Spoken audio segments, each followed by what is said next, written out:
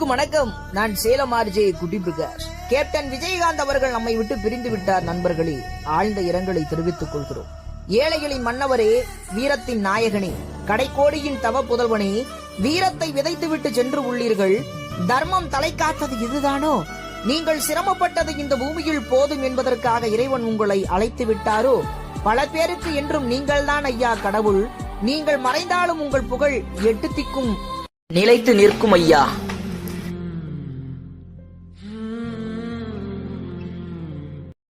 இன்றைக்கும் என்றைக்கும் நீ எங்கள் நெஞ்சத்தில், அன்புக்கும் பண்புக்கும் நீ அந்த சொர்க்கத்தில். மன்னவன் காவிய நாயகனே, என் உயிர் தேசத்து காவலனே, வாடிய பூமியில் கார்முகிலாய் மழை தூவிடும் உன் புகழ் வாழியவே.